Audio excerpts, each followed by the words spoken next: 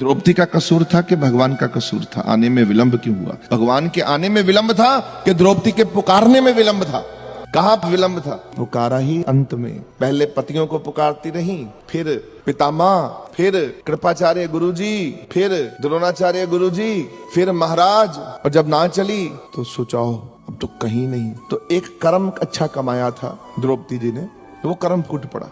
वो क्या कर्म था कि द्रौपदी जी जब कुंवारी थी अपनी सखियों के साथ नदी के किनारे पर बैठी हुई थी। ये प्रवीण बुद्धि की थी, यज्ञ से पैदा हुई है, जन्म नहीं हुआ इनका। ये प्रवीण बुद्धि की पहले से भगवान से जुड़ी हुई आत्मा थी, तो अपनी सहेलियों के साथ भगवान की बातें कर रही थी। करते करते इतने में इनका ध्यान गया, पानी के ऊपर एक लंगोट तैर रहा था। उठी, उठकर फटाफट आगे गई और पेड़ से लकड़ी तोड़ी, तोड़कर लंगोट किनारे पर करा। तो खड़ी होकर किनारे पर देखा, दूर नदी में एक संत ऐसे नदी में ही खड़े हुए इनको दिखाई दिए कि कोई संत जल समाधि लिए खड़ा है। द्रौपदी जी ने हाथ जोड़े और कहा कि हे मुनिवर, मैं आपसे प्रार्थना करती हूँ कि आपका लंगोट खुलकर यहाँ पर आ गया है, तो आप मेरी प्रार्थना सुने और तत्काल इस लंगोट को धारण कर लीजिए। अंतर मन से ऐसी अरदास विनती प्रार्थना करी कि टेलीपैथी से संत जी को, महापुरुषों को, साधु को वो अरदास पहुंच गई। उनकी आंख खुली और वो पता कौन थे? दरवाशा ऋषि। और दरवाशा ऋषि जी दो कामों में सबसे बड़े हैं,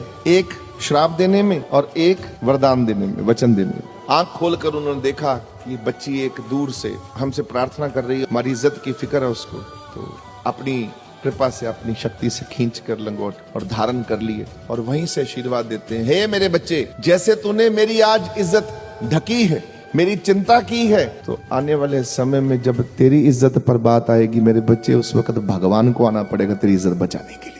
ये द्रौपदी जी को एक संत और एक गुरु का आशीर्वाद था। वो फूट पड़ा आशीर्वाद। वो द्रौपदी जी को याद आ गया कि मुझे तो एक ऋषि का आशीर्वाद मिला हुआ है, और वो सही समय पे काम करता है। जब आपको आशीर्वचन मिलते हैं ना यहाँ पर, जैसे आप अपनी माँ के चरण पकड़ो बार बार और माँ आपको बार बार आशीर्वाद दे, वो आशीर्वाद उस वक्त काम आएगा जिस वक्त आपके ऊपर बहुत भारी आएगी।